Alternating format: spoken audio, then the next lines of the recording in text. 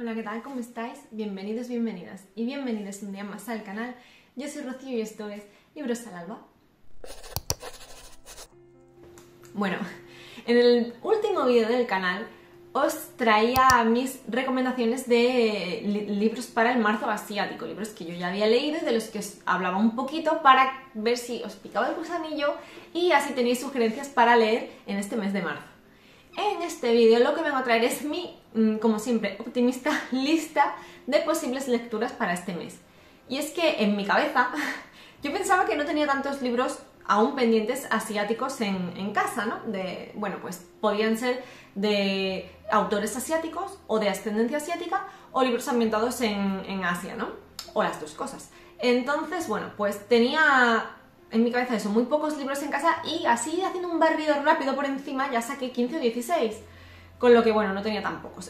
Y claro, he tenido que hacer una selección de esta selección porque eran demasiados libros. Así es que aún así, y reduciendo, he sacado 7 libros que tenía en casa más uno que está próximo a llegar. Y bueno, eso, digo que es una lista optimista porque siguen siendo bastantes libros, así es que no sé lo que me dará tiempo a leer y lo que no. Si queréis saber mangas, sí, voy a leer manga este mes, pero no lo voy a meter dentro del TBR porque este TBR lo tenéis ya en Instagram, así es que si queréis verlo podéis pasaros por allí y además esperad por aquí contenido relacionado con manga porque bueno, conforme los vaya leyendo a ver si puedo hacer una especie de vlog o algo para hablaros en exclusiva de mangas y así si os interesa pues podéis ver ese vídeo en particular y no está pues mezclado por si no os interesa el tema manga, para que no esté interrumpiendo un vídeo en el que hable solo de libros. Y después de esta introducción, comenzamos con los libros del TBR y empiezo con 6 grullas de Elizabeth Lim, publicado por Minotauro, con esta cubierta tan maravillosa que ni confirmo ni desmiento que haya sido pues el primer filtro, ¿no?, que pasó el libro para decir, uy, me interesa.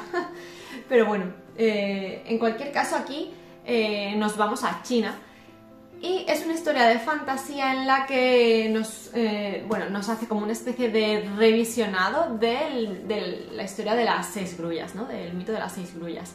Aquí nos encontramos con una familia en la que hay un matrimonio concertado y hay una chica que evita este matrimonio pues usando magia.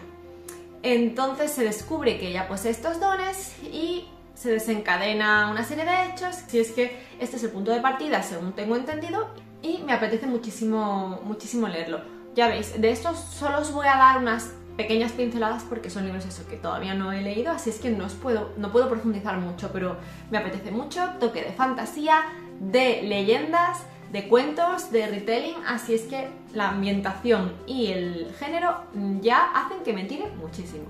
Seguimos ampliando fronteras y pues meto aquí Tierra Profana, que os comenté que era uno de los que me quedan por leer, de Duerme Vela, de las publicaciones que en teoría iban a ser de 2022, porque este finalmente salió en enero del 23. Magrata Hostiernos de hecho lo pone como una lectura de Israel. Entonces yo no sé si es porque el autor tiene ascendencia de Israel o nació allí, o si parte de la historia se ambienta allí. En cualquier caso, creo que nos vamos a encontrar con una novela detectivesca, con tintes de ucronía, con tintes de viajes en el tiempo, no sé, una mezcla así como de novela negra y ciencia ficción que me parece que puede ser muy interesante, con la mezcla de géneros y con la premisa de partida que creo recordar que sí, es un escritor de ciencia ficción que regresa a su hogar tras una larga ausencia y bueno, hablan de Palestina. Creo que no está ubicado en el sitio donde realmente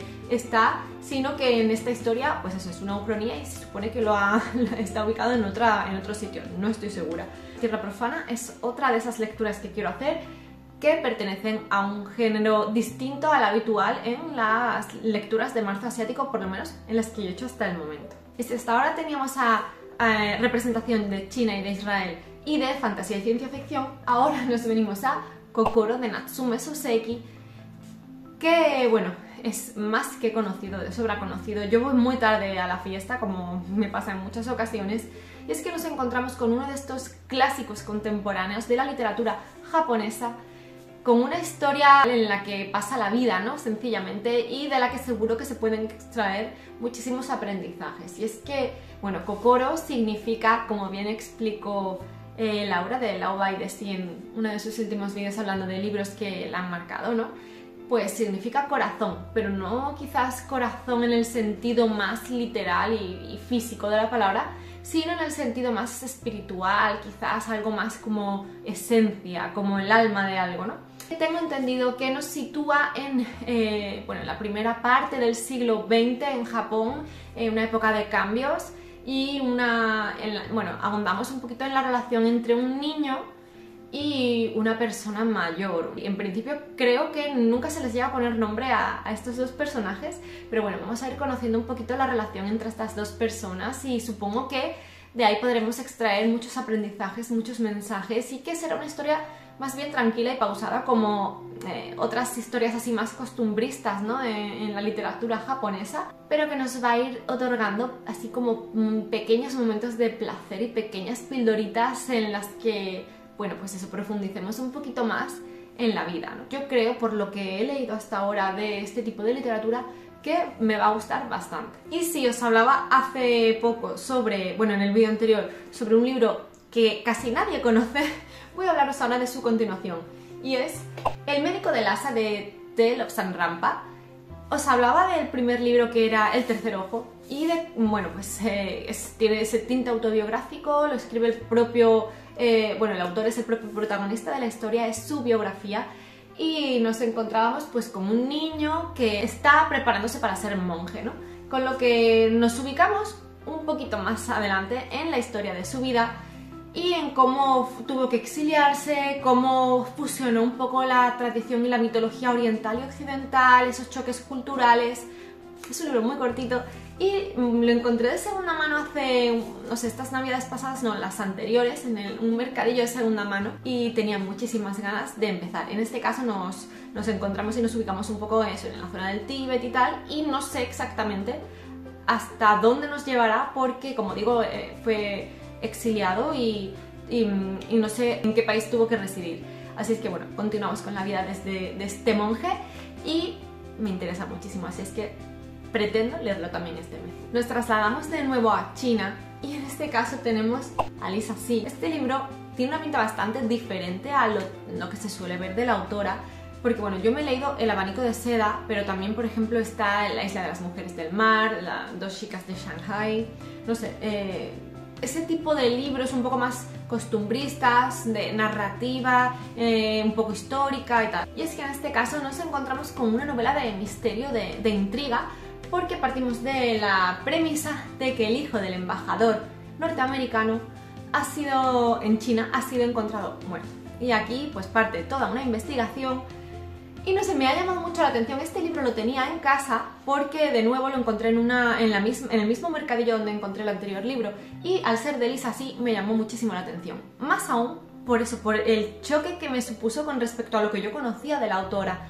Así es que si la manera de escribir de Lisa Si se mantiene dentro de este género tan diferente, creo que puede ser una mezcla maravillosa. Así es que nada, muchísimas ganas de leer este libro y de ver por dónde nos lleva la autora en este género que para mí en un primer momento me choca, ¿no? Me choca verla en él. Viajamos ahora hasta la India y nos encontramos con El dios de las pequeñas cosas de Arundhati Roy.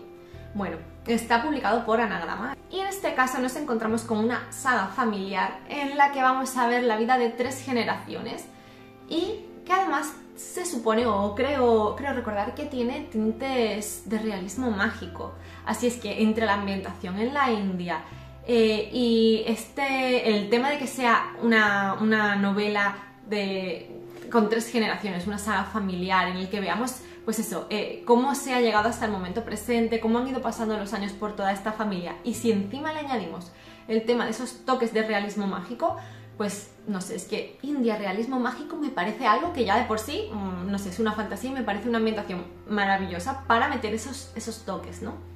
Pero bueno, ya al margen de eso, es que es una saga familiar. A mí me parece, no sé, me parecen muy entrañables este tipo de libros, independientemente de que luego sea más o menos duro, ¿no? Pero el ver cómo pasa el tiempo a lo largo de una misma familia me hace conectar mucho y me hace formar parte de la historia de manera muy intensa, porque ya es como que le tomas cariño a los personajes, ya son parte de tu familia. Otra historia, pues quizá veamos más costumbrismo, quizás tengamos también el tema de las diferencias generacionales, porque eso siguen siendo 3 generaciones distintas y vamos a ir viendo cómo en un mismo lugar quizás haya choques culturales simplemente por la edad, ¿no? Porque estamos hablando de unos abuelos y unos nietos y tal.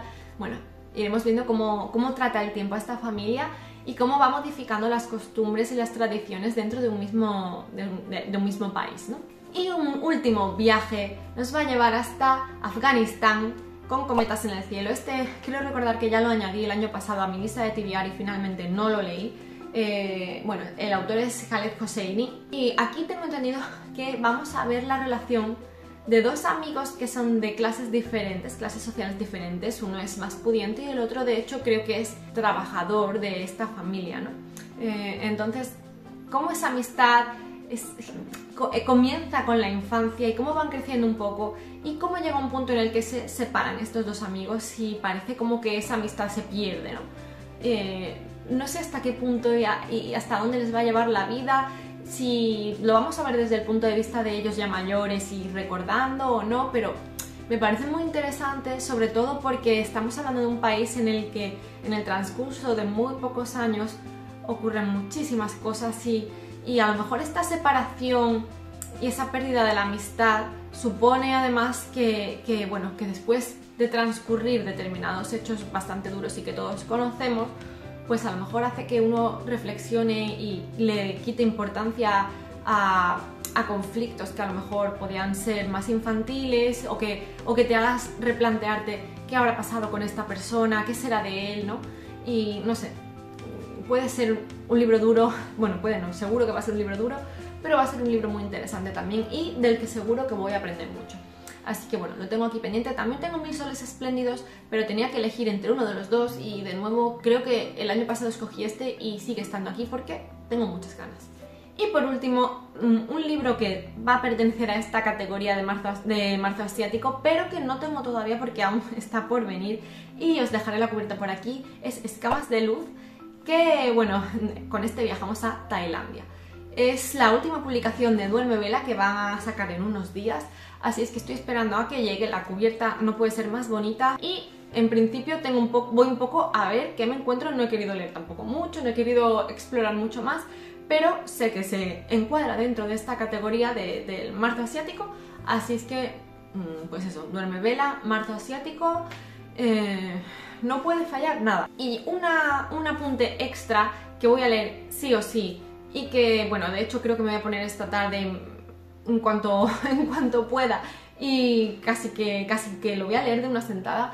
Me acaba de llegar hace un momento y es Agatha Racing y la boda sangrienta de MC Beaton, publicado también por Salamandra. Ahora mismo le quito la fajita, fuera fajita. Y es que de nuevo nos encontramos con una historia de Agatha Racing. Llevamos muchos meses esperándolo. Salamandra está publicando a un ritmo excesivamente lento. En cuanto me ha llegado, lo he pillado con muchísimas ganas y lo primero que me ha venido a la cabeza ha sido pues a saber cuándo sacan el siguiente. Así es que me da pena. Tengo muchas ganas, pero me da pena leerlo porque sé que voy a tener que esperar por lo menos, no sé, hasta el verano, hasta después del verano, finales de año, no lo sé, pero voy a tener que esperar mucho para el siguiente y es algo que lamento de verdad.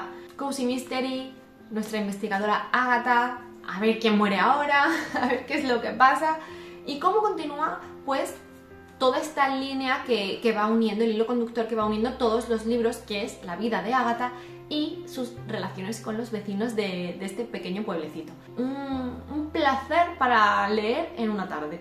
Y nada más, yo pensé que iba a salir un vídeo corto, pero me da la sensación de que ha sido más largo de lo que me imagino, así es que nada, simplemente comentadme si habéis leído alguno de estos libros, qué os han parecido, si os interesa, si ahora que habéis visto que los voy a leer yo, habéis caído en que, bueno, os llamaba la atención, no sé, y si no, dejadme saber también cuáles son esos libros que vais a leer si es que os sumáis a esta iniciativa. Ya solo recordaros que os suscribáis al canal si aún no lo habéis hecho, que le deis a la campanita si queréis que YouTube os avise de futuros vídeos, que le deis a me gusta o no me gusta en función de lo que os haya parecido este, y que os dejo por aquí abajo mis redes sociales, como ya os he comentado al inicio del vídeo, por si queréis echar un vistacillo. Instagram pues es lo que más movimiento tiene normalmente.